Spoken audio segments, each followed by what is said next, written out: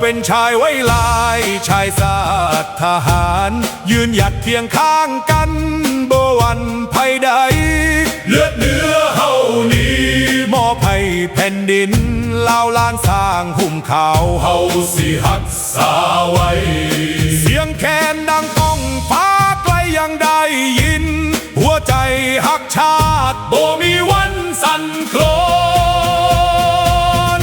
เฮาเป็นทหารของชาติลาวยิ่งใหญ่ป้องกันแผ่นดินนี้ด้วยชีวิตและใจล้านสร้างห่มขาวสิอยู่คู่เฮาไปรวมพลังเอาไว้เพื่อชาติลาวเฮืองรอ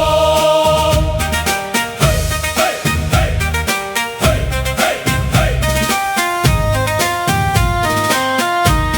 ยามศึกมาไกลเฮาบ่เคยถอยยืนหยัดต่อสู้เพื่อคนลาวทุกคนจากภูเขาสูงถึงลำน้ำโขงทุกตารางแผ่นดินเฮาสิหักษาไว้คำสัตย์สาบานดังก้องในใจเกิดเป็นลูกผู้ชายต้องหักชาติยิ่งใหญ่ถึงสิลำบากหรือมีน้ำตากะสิยืนหยัดเพื่อลาวของเฮาเฮาเป็นทหารของชาติลาวยิ่งใหญ่ป้องกันแผ่นดินนี้ด้วยชีวิตและใจล้านสร้างห่มขาวสิอยู่คู่เฮาไปรวมพลังเอาไว้เพื่อชาติลาวเฮืองรองเฮาเป็นทหา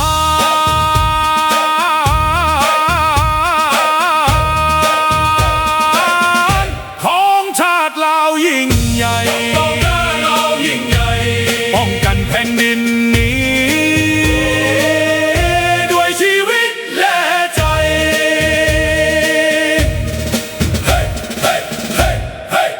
เขาเป็นทหารก้าวเดินพร้อมกันทหารเหล่านั้นบ่ยอมแพ้ผู้ใด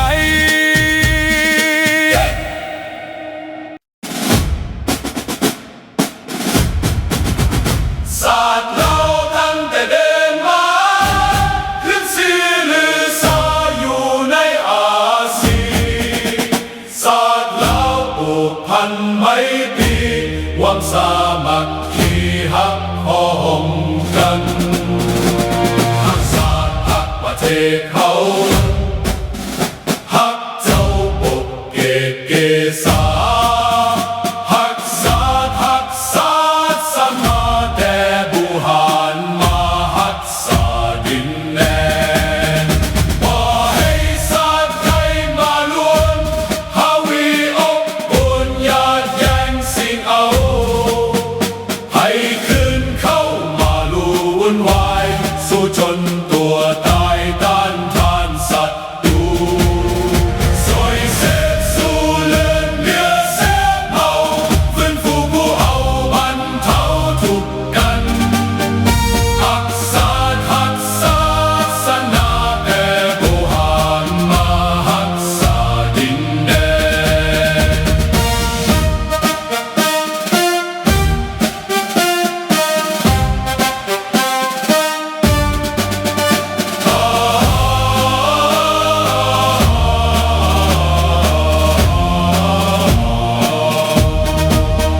บ่ให้ศาสตร์ใด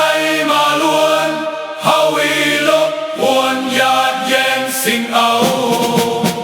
ให้คืนเข้ามาลู่วุ่นวายสู้จนตัวตายต้านทานศัตรูสวยเสพสู้เลือดเนื้อเสียเมาฟื้นฟูผู้เอาบรรเทาทุกข์กันสวยเสพสู้เลือดเนื้อเสียเมา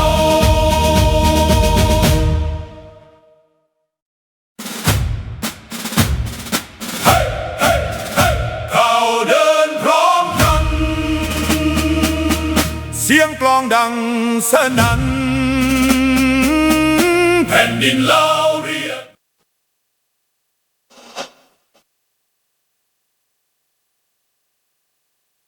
สบายดีพี่น้อง ลูกหลานคนลาวคนไทยอยู่ใส่กระเดียวแต่ที่หอมเสรีภาพและประชาธิปไตยทุกท่านยินดีต้อนรับทุกท่านเข้าสู่รายการเสียงประชาชนลาว Voice of the Lao People Welcome to everyone Bienvenue à toutes et à tous ไฟบ่อยากพอเดี๋ยวเด้อพี่น้องเด้อ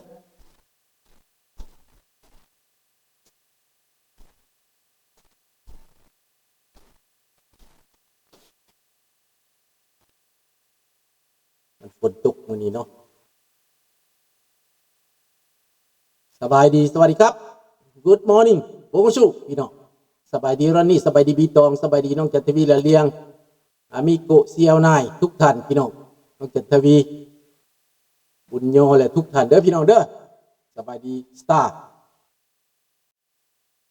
ได้ข่าวเป่าปิวในมื้อนี้ว่าลูกไก่สอนตายคนใกล้ชิดรอบสังหารว่าสัตว์มันแม่นบ่ข้าพเจ้าว่าแม่นข่าวลือหลายกว่าเนาะอาจจะเป็นข่าวลือถ้าฟังเบิ่ง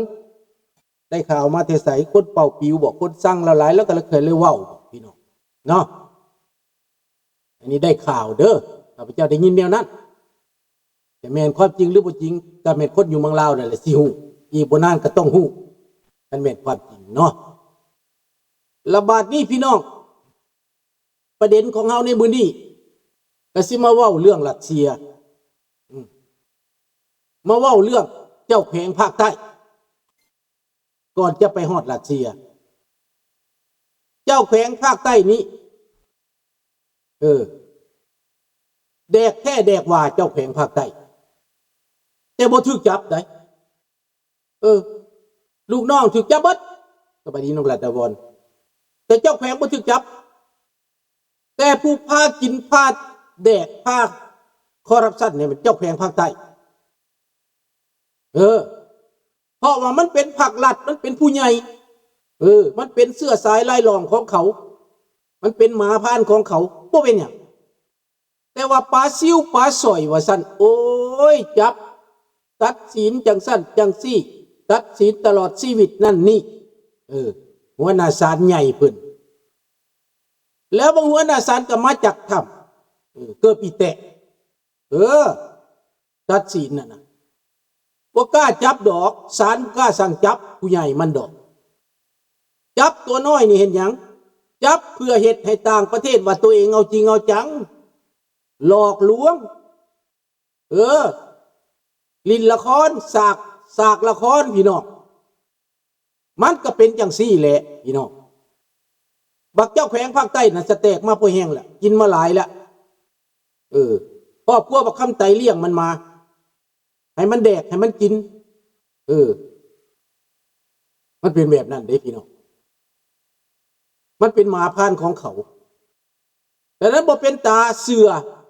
พวกนี้มันบ่เป็นตาเสือบ่เสือมันอีกแล้วพวกลาวแดงนี่นะมันสิเว้าจนปากจีกเฮาก็บ่เสือมันเฮาก็บ่สนใจมันพอในตอนนี้พี่น้องพวกมันกำลังหลับกำนายมันกำลังหลับกำระบอบคอมมิวนิสต์ในโลกนี้นับมือสิน้อยเข้าไปนับมือสิดับเสียงเข้าไป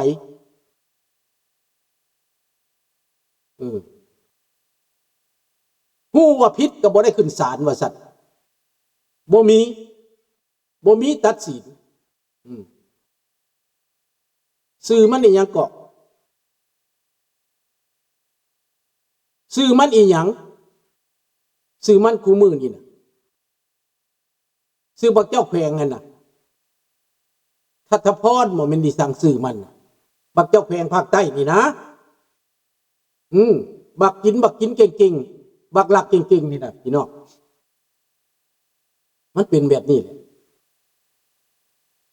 มันอยู่ทางซอทางโกงอยู่ทางล่ำทางรวยเอาไปเลี้ยงฝักเลี้ยงพวกเอาไปสนับสนุนเครือข่ายของมันแต่ว่า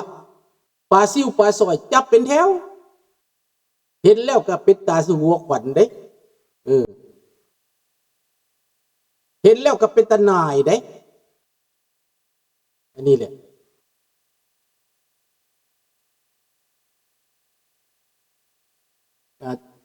ว่าจังใดก็บักไซสมพรพรหมวิหารตายแล้วแม่นหวะแม่นวะบักไซสมพรตายเป็นแคนเซอร์บางคนว่าตายเป็นแคนเซอร์แล้วตายว่าตายนั่นอันนี้แหละมันบ่ทันคอนเฟิร์มมันก็ความตายมันก็สิตายอยู่ดอกพอครอบครัวมันสั่งกรรมมาหลายข้าพเจ้ามันสิตายอยู่ดอกหากแต่แม่นความจริงหรือบ่นั่นก็ยังบ่ทันเข้าใจเด้อถ้าผู้ใดได้ความจริงได้หลักฐานมาได้ข่าวสารมาแน่นอนข่าวไทยออกบ่ทันข่าวไทยบ่ทันออกนั่นข่าวทางการของไทยบ่ทันออกเฮายังเสือกบ่ได้คันระดับประธานสภาตายนี่ข่าวไทยต้องออกข่าวต่างประเทศต้องมีมันต้องได้ยินระดับนี้นะมันปิดบ่ได้ดอกแต่เฮาก็ต้องรอฟังข้าพเจ้ายังบ่ทันเสือยังบ่ทันคอนเฟิร์มเพียงแต่ได้ยินข่าวเป่าปิ๋วได้ยินข่าวมาตามลมซื่อๆดังนั้นแหละมันเป็นแบบนี้แหละพี่น้องเฮาบ่ทันว่าแม่นหรือบ่แม่นเนาะ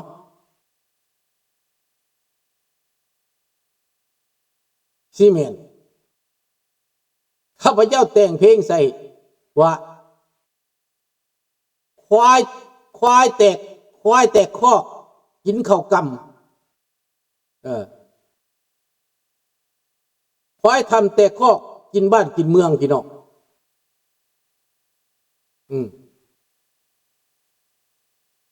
ใส่พวกลาวแดงนี่นะมันก็เป็นนักสัตว์มันค่อยล่ำค่อยร้อนบ่มันก็ซีเมนต์แหละงอนควัด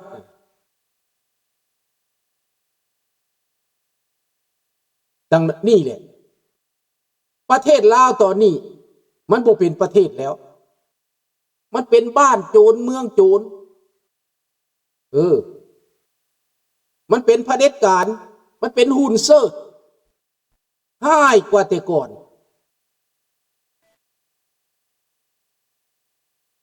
บักเล็ดไสยพรบักเล็ดไสยพรแม่นขอบใจหลายๆเด้อจักบักเล็ดไสยพรนี่กินบ้านกินเมืองแต่แท้บักนี่บักนาเล่นี่นะมันสแตกมันเก็บขนควายไปให้สบายดีทอนฝนตกแห้งบ่ฝนตกแห้งไปเก็บชดปวกนี่เด้อ ลูกอยากกินเห็ดปวก มันจะแตกบ้านจะแตกเมืองอีหลีดีโหลได้บักเล็ดไสยพรนี่นะซอลาดบางหลวงนี่สุดยอดมันบักนี่ขายบ่อแห่ขายทุกพิสมพันธ์แต่มันบ่ถึกคุกพอบักสอนไส้ตาบอดบักทั้งรุ่นก็ตาบอดทั้งตาบอดทั้งหูหนวกพวกนี้นะมันบ่แม่นมนุษย์แล้วคนพวกนี้ข้าพเจ้าบักทั้งรุ่นก็หูหนวกแล้วมันเมาแต่หาเงินไปให้เมียน้อยมันมันเลยบ่ได้ยินอย่างเบิดสบายดีทีพีสบายดีลูกหลานพวกเขามาใหม่ทุกคนเนาะขอบใจหลายๆเด้อลูกหลานที่ให้ความอวยพรมาเนาะสิ้นกันลูกหลานกันอยู่ดีมีแหงให้กล้าเก่งแข็งอย่างตาเวนเด้อแนมตาไปทางใดก็ทำใหม่พวกเผด็จการมันเบิดให้แสงตาลูกหลานเป็นพื้นเป็นไฟใหม่หัวเผด็จการเด้อเบิดทุกคนลูกหลานเล่าในประเทศนั่นให้เป็นตาพื้นตาไฟให้เป็นพญาให้เป็นพฤาษีตาไฟเด้อไม่พ้นประโยชน์ของเผด็จการเอาเห็นแล้วบอกมื้อนี้ใครพระเจ้าได้ยินข่าวเรื่องคิวบากลับมาอีกแล้วพี่น้องเล่าต่างประเทศเขาต้องเบิ่งตัวอย่างได้เบิ่งตัวอย่างคนคิวบาเขาอพยพมาเขาไม่ได้ไปสนับสนุนระบอบคอมมิวนิสต์คิวบาได้เขาต่อ